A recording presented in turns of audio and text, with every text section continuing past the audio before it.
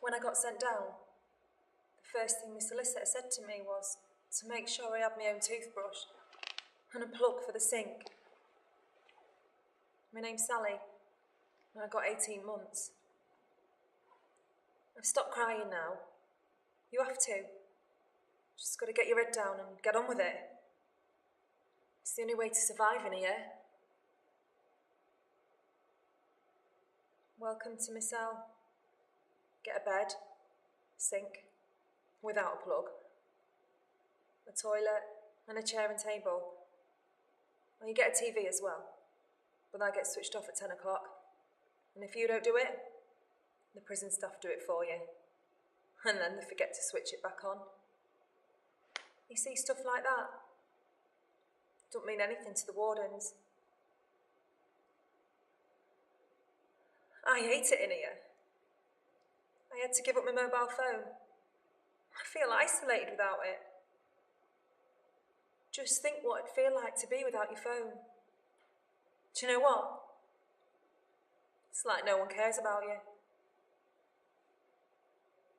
I'm in this cell all day. I get 4 hours association a week with the other prisoners. Tuesday, Thursday, Saturday and a Sunday. Only for an hour at a time. It's not so bad if you can get a job, but there's a 6-week wait for that. I can earn £1 a day for 10 hours work. I was out with my mate, borrowed another mate's car, a Golf GTI. We were just messing about really, not driving anywhere in particular. And then as I drove up to these traffic lights, they turned red. But I thought I could beat them, so put my foot down. There was nothing coming on the right. And then all of a sudden, this car pulled out on the left. I hit it, bang on the driver's door. I didn't have time to brake or anything. I just panicked. I got out and I ran. I don't know what my mate did.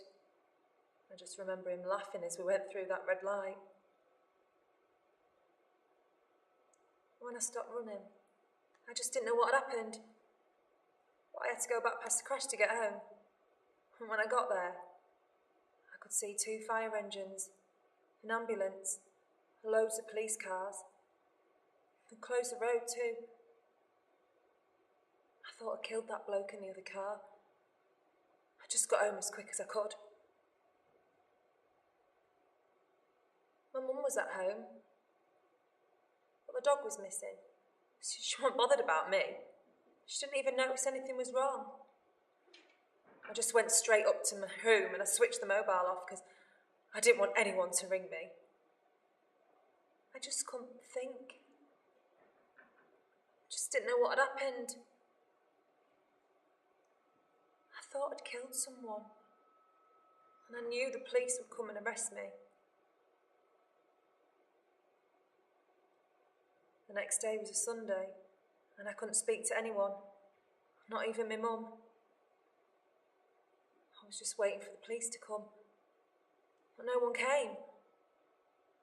And then on the Monday, I had to go to work, just worrying about what I'd done. And my mate kept pestering me about money for the car. She didn't have a lot, but my mum gave me the cash, without asking any questions. Police did arrest me. I denied it at first in the interview, but when they told me how badly injured the other driver was, I asked them to start again, and I admitted it. It was like a weight off my mind. But it was a year before I went to court. So that's 2.5 years of my life wasted. I had to give up my job. Say goodbye to my mum, my boyfriend, all my mates. You see, you don't get to see your family much when you're inside. 3 visits a month, and then only for 2 hours a visit, that's all. I wrote a letter to that bloke that I nearly killed. I gave it to the court.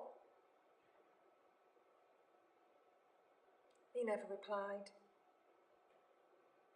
You never think something like this is going to happen to you, until it does. And I wouldn't have got through it without my mum. She was always there for me. Stood by me right the way through court. Other people, they didn't want to know me. I know they hated me. And my mum, she had to put up with all that stuff in the papers. I lost my boyfriend too. He was there with me when I went to court, but you can't expect someone to put their life on all for you, can you? At least I had my mum to help me get through it.